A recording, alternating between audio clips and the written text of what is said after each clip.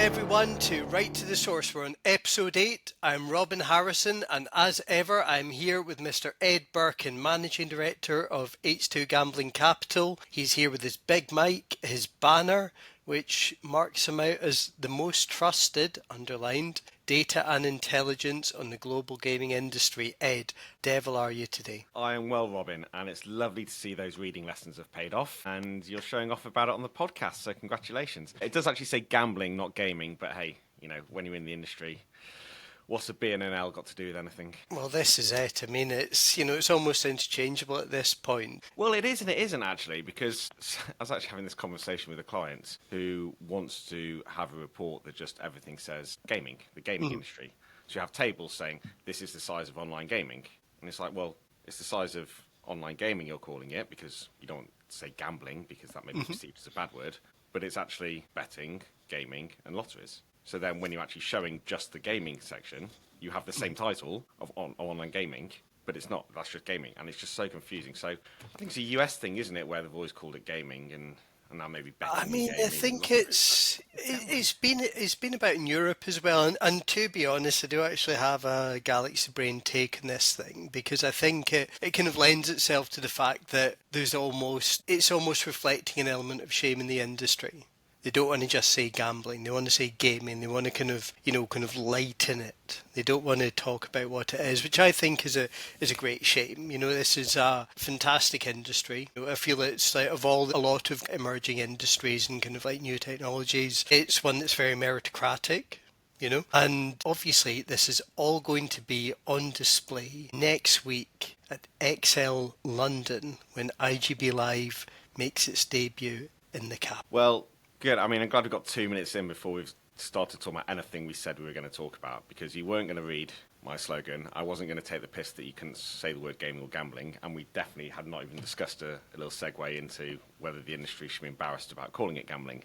But no, we are going to talk about iGB Live, and after the success of our guest on the last podcast, you told me you have someone, the director of events from iGB Live, coming on to give us a rundown of the product. So I look forward to you admitting him into the podcast. Well, unfortunately, and thanks for bringing that up, I was going to invite our senior conference producer, Damien Ashton-Wellman, but he's a bit under the weather. He's been travelling a lot for work recently, and the way he put it is he sounds like Gollum. So he is not going to join us today, but we're going to get him on. I think when would be good to get him on is maybe kind of towards September, October, around when he's starting to put together the ICE agenda. You know, when it's starting to kind of firm up. Because I think it'll be really interesting to get that kind of contrast from around that kind of early stage when speaker recruitment's starting, when he's got the core themes, to maybe like a few weeks out from the show, what it looks like at that point. So we will have Damien on. We're sorry he can't be here today, but we can still talk about iGB Live. I mean, I think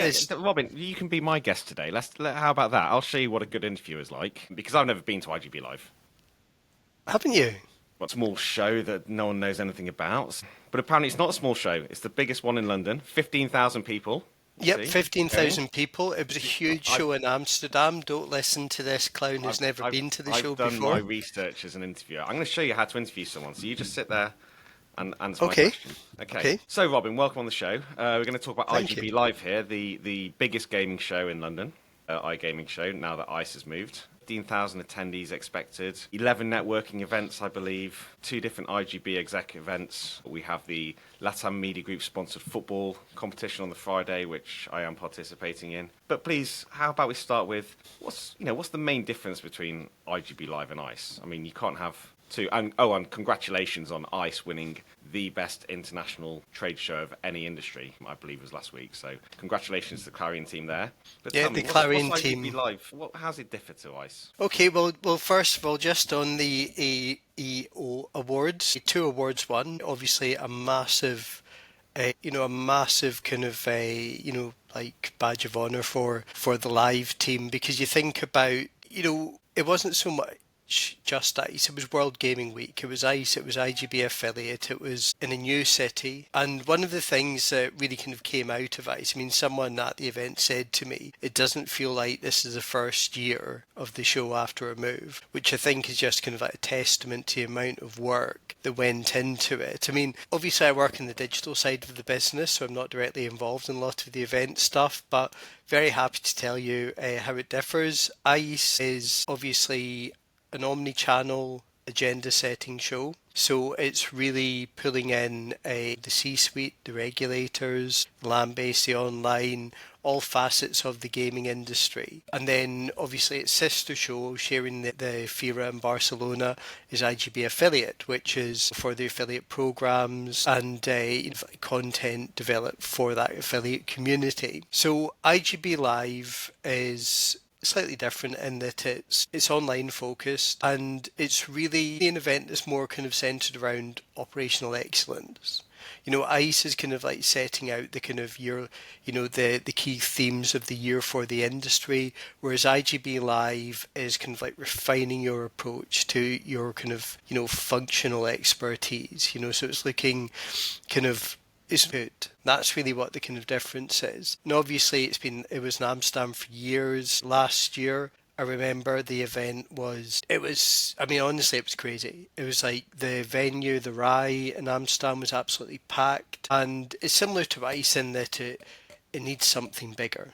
It needs something bigger, and doing it at Excel offers us that opportunity, or offers a Clarion that opportunity. But what I'm what kind of like when I walk in there, obviously there's not going to be all these gaming machines on display, physical gaming machines, because it's an online one. Is it going to be mainly?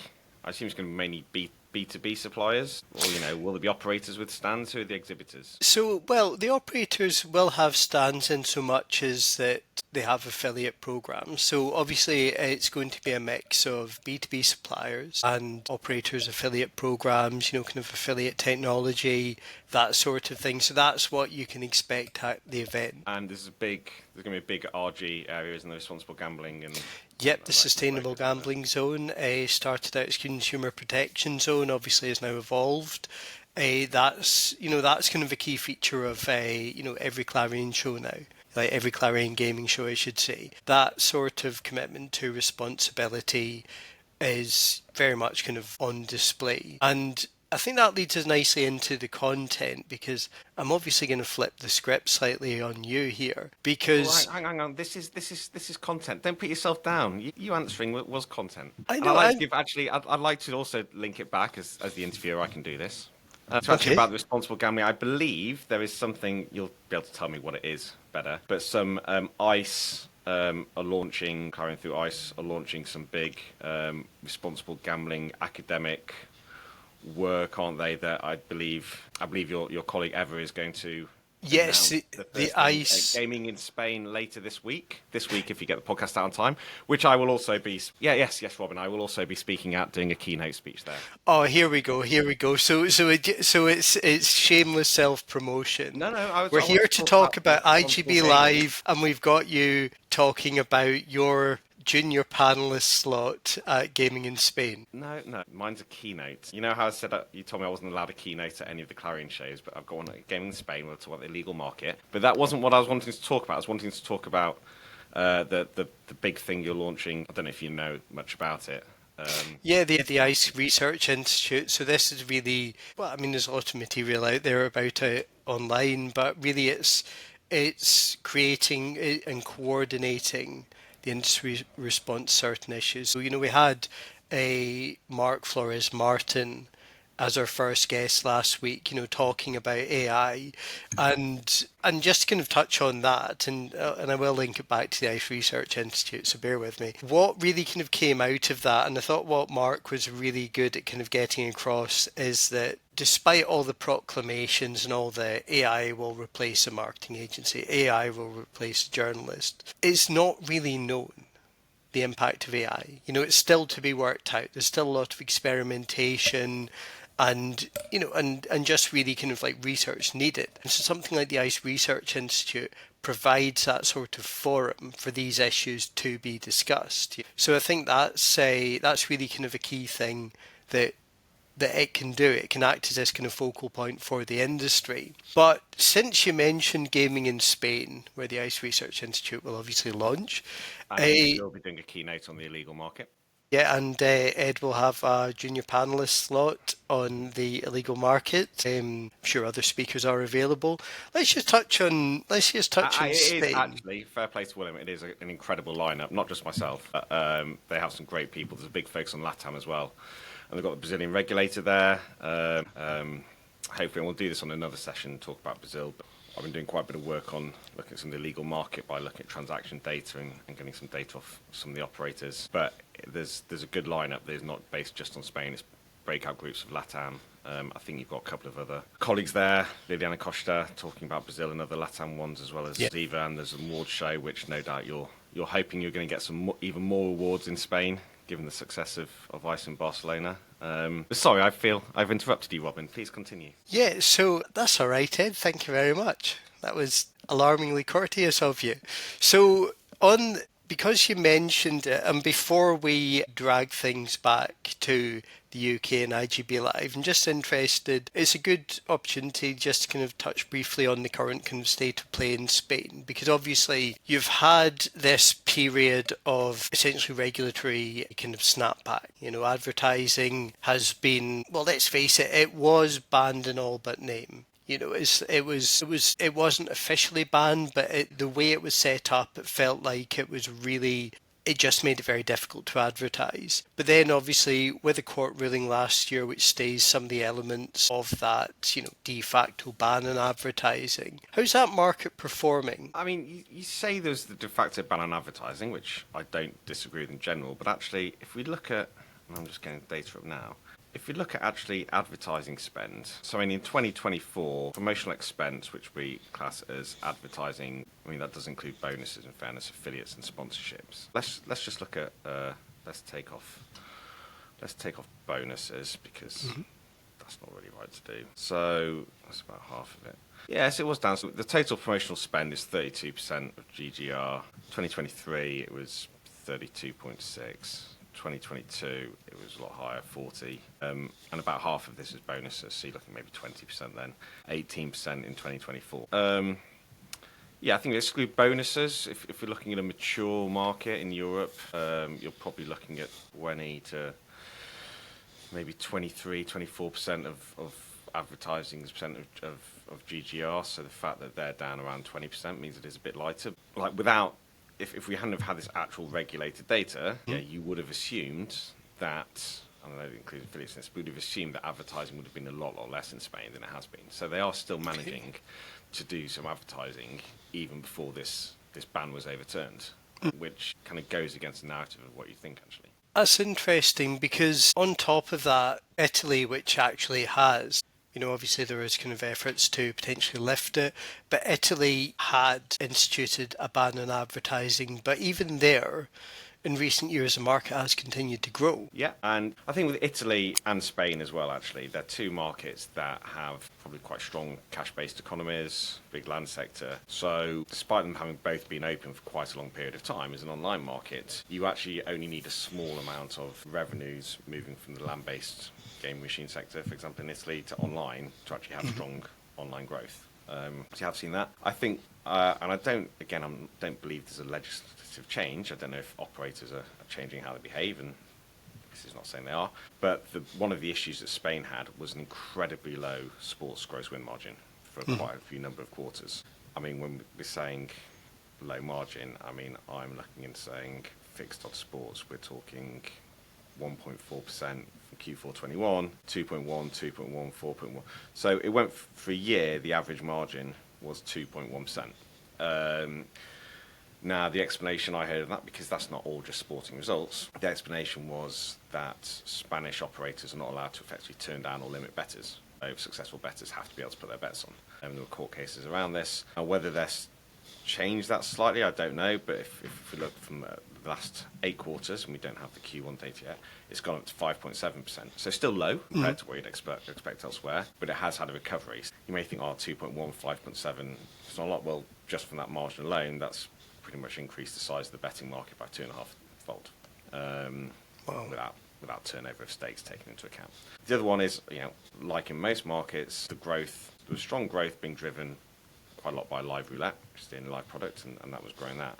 But really, despite the live roulette growth, is still slots, which again are growing. They're the biggest part of the market. iGaming is bigger than sports. Slots are bigger than live, but they're actually continuing to take share, which again goes against this narrative of, live gaming is the growth in iGaming, whereas actually slots is, we say this all the time, it's the same in the UK. We can talk about slots are again still growing quicker than live casinos. So I also think that's a bit of a false narrative about live casino being the growth driver. So that's an excellent on-ramp, to get back to topic after about 15 minutes where we've taken a slightly wild divergence. So on the UK market,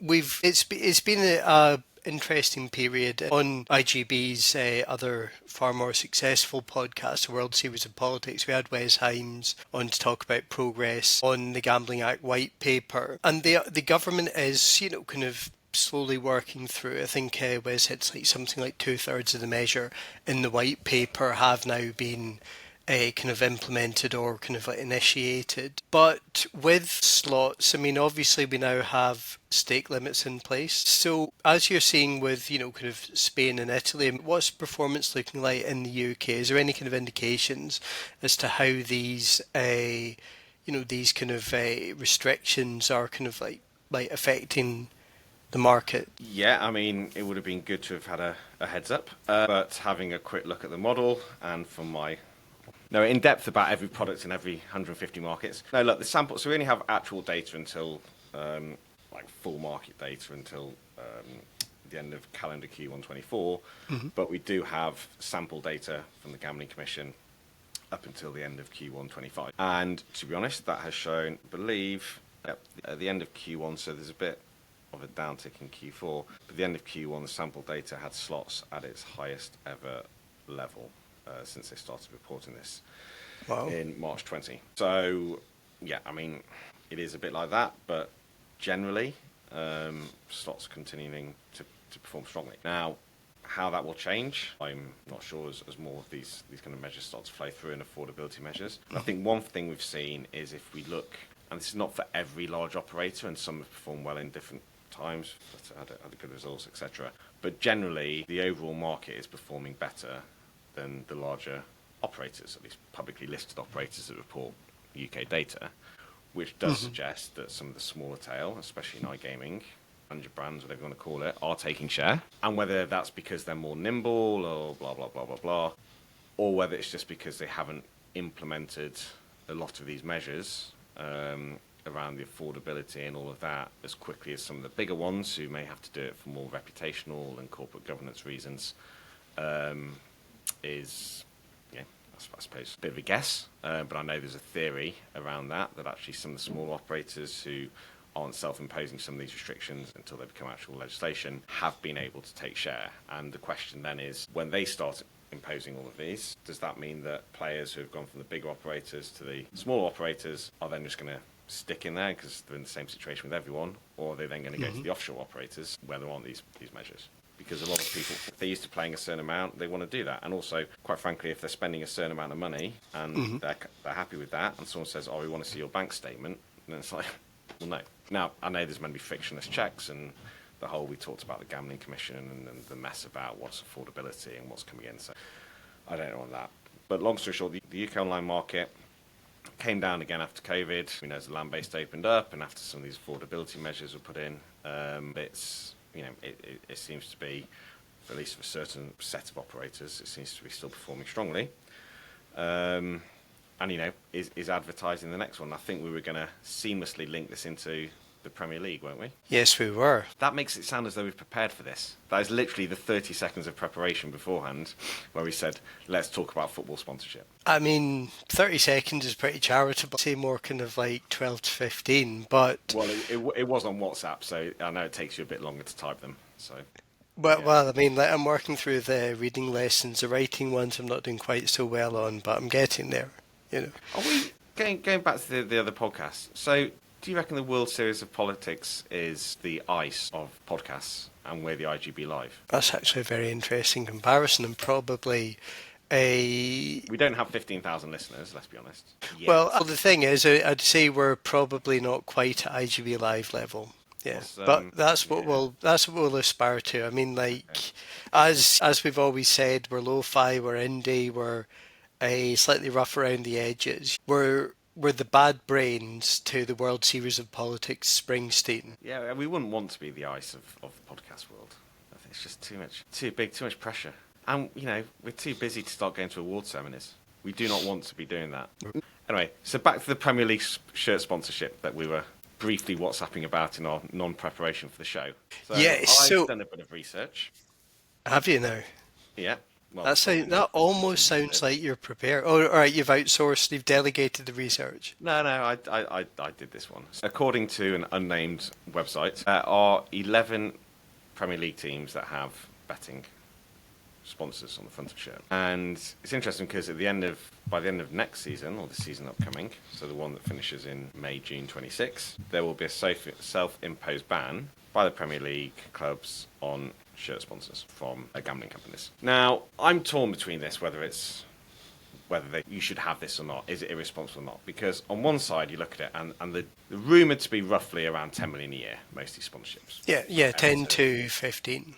Yes, Everton, Estate.com's that's maybe 10 million, West Ham, Betway 10 million, blah, blah, blah. Now, given how much money there is in football, and I know a lot of these clubs may make a loss, but given how much money there is in football, do you not think they could get a non-gambling sponsor for maybe 7-8 million a year? And do they really need that 3 million? I mean, do they honestly need it when, so looking at, I just happened to get this because it came up, so no, not pick on Crystal Palace. Congratulations on winning the FA Cup, by the way. Really terrible to see City lose finals. I mean, it was terrible for everyone involved. But so they've got a 10 million a year-ish sponsorship, okay? Now, their revenue in the end of the 2024 season, so it'll be more the end of the last season, was 190 million. So if they could get something for a couple of million less, let's say now that's 1% of their revenues. Now, yes, you could argue they made a pre-tax loss of 33 million. But it's like, is it really, should they really be having this when kids are buying football shirts and all that with gambling sponsorship just for a couple of million, when, let's be honest, you're overpaying a shitload of your players. You're just wasting quite a lot of money in various things. Well, on the flip side, it's completely legal. So if the laws say you're allowed to advertise on a sponsor of a football team, and they're allowed it, then why should the Premier League club suddenly go, or the Premier League go, we're virtue signaling, we won't do it. The Championship clubs can, everything else, but we're not going to have it. Why should we be having a go that Crystal Palace has a sponsor in on the front? Well, a few things on that. I mean, first of all, obviously for the junior shirts, they don't have the gambling sponsorship on them. Note to self, get better research analysts. Yep. Yeah, I mean, like, even... it was like I bought my daughter a Fluminense shirt in Brazil before she was born. She outgrew it. Yeah, she outgrew in about a week.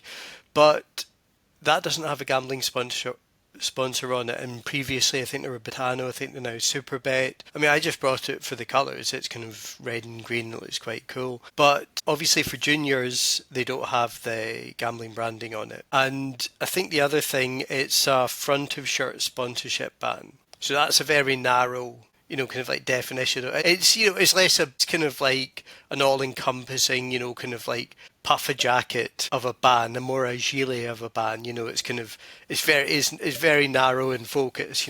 Just as a gilet is only good if there is a, kind of a cold front going directly, face on at you.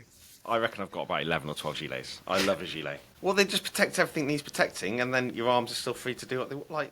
What, your cold arms?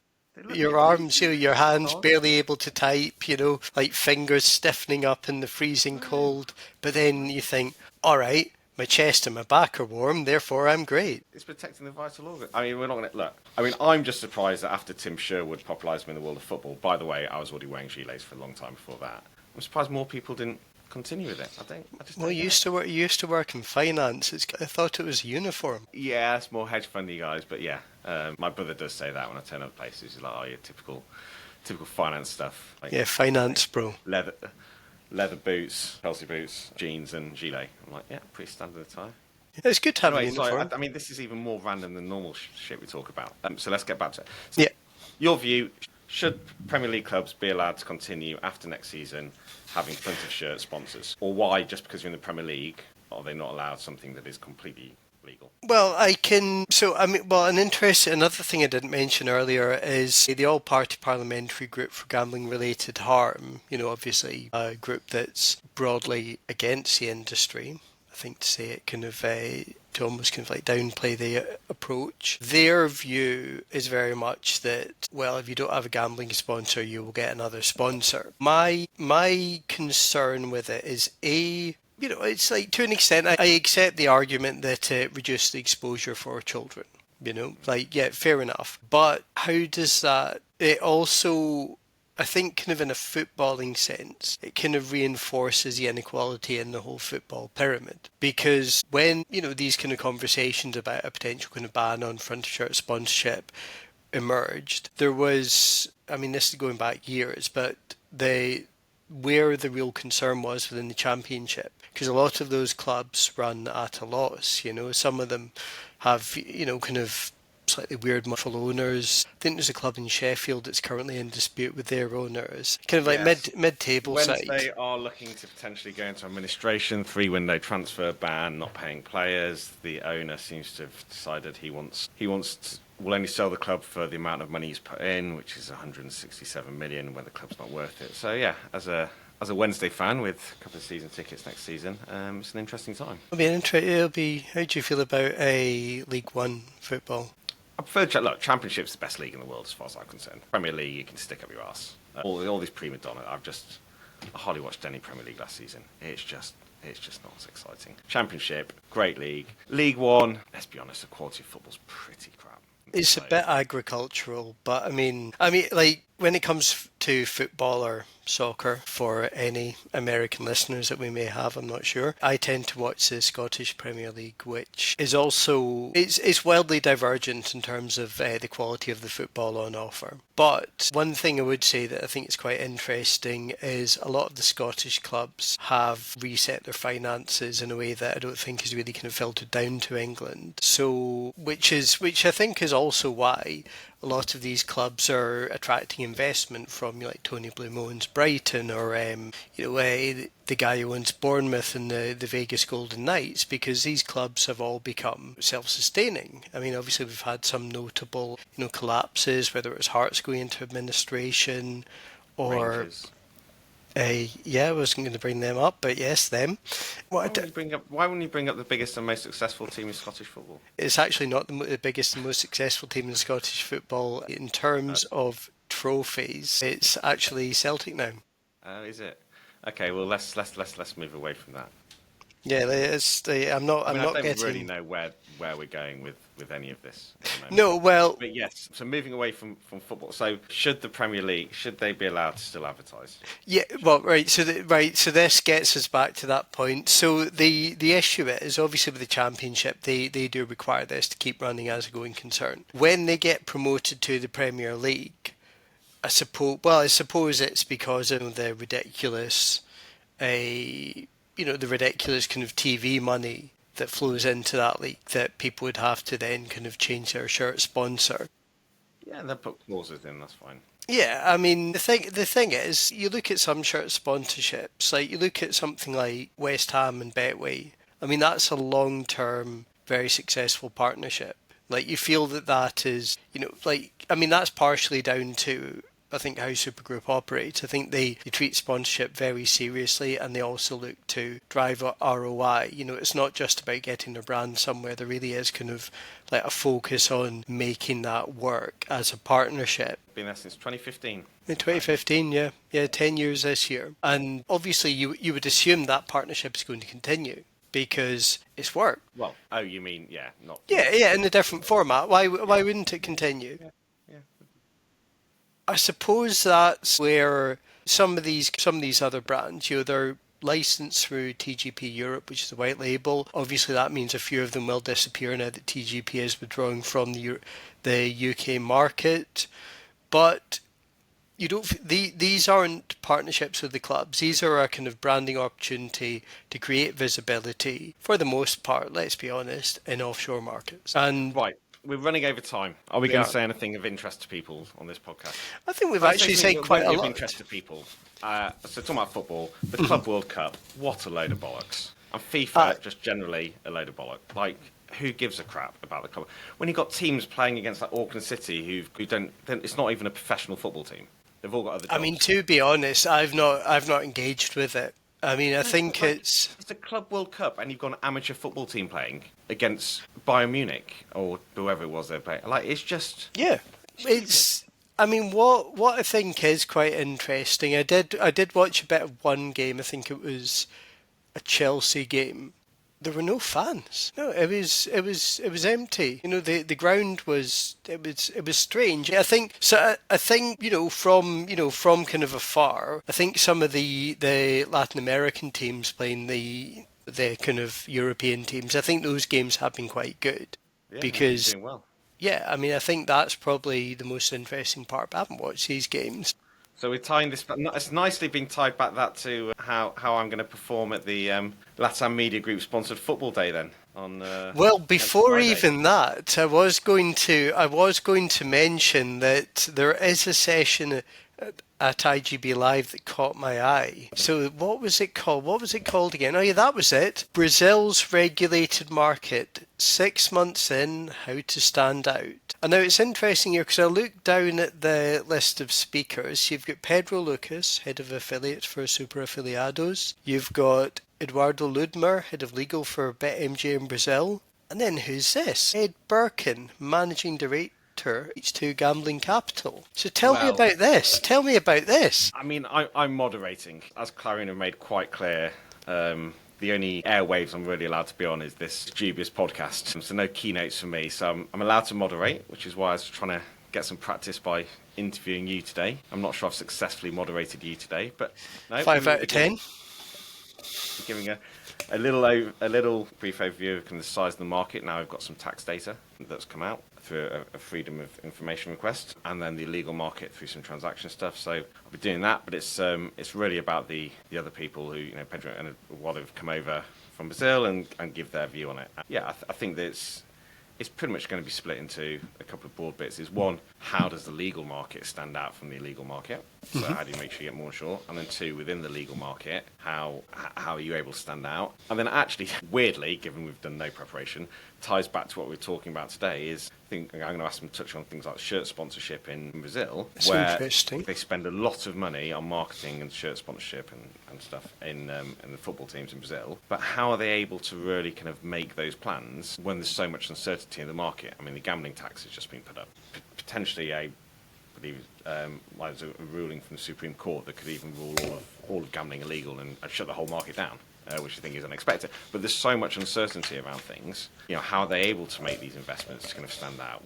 So I think that'll be interesting here. So not because I'm contributing much to it, but I think that will be because of the others, I think it will be a fascinating session. Yeah, there's a lot of RG stuff looking through, but I mean, really, I think it is all about PM on the 2nd of July. And it will be in English for our Portuguese-speaking listeners. I think there is a session from the Minister of Sport talking about maybe the land-based casino bill and things like that in Brazil, but that is in Portuguese, so you'll be fine, Robin, with your Duolingo skills. But yeah, looking forward to IGB Live. If any of our myriad of listeners wants to kind of catch up there, please feel free to drop us an email and get in contact. Robin will be there. I'll be there. Robin's not going to the awards because he wants to go home and look after his child / being banned. So I think this is our most random podcast to date. And it has been closing it. Yeah, it has been a grab bag of various different things. We hope we've provided, amid all the divergence and tangents, at least some interesting factoids, whether that's about Italy, the UK, Spain, the kind of shirt sponsorship debate. I mean, all the, like a few of these issues are going to be on, under discussion at shows like iGB Live. If you haven't registered, do it now. It's worth it. I'll put a link to register in the bio of this episode. And how much does it cost to register to go, Robin? Well, Ed, it's free to register. Yeah. Wow. Value. That's what we offer. I mean, it must like our podcast. We haven't even started charging for this yet. I think we're quite far away from that. One day. Subscription One model. day. Yeah, maybe. And also, I think we don't want to limit people based on finances to our words of wisdom. I think we always want to end up being an open, free to access, free at the point of consumption podcast. Free at the point of consumption. You know, we're essentially the NHS of podcasts. And on that note, it's definitely time to stop. We have jumped about various things. We will see you at iGB Live, and we'll see you in the next episode. Bye then.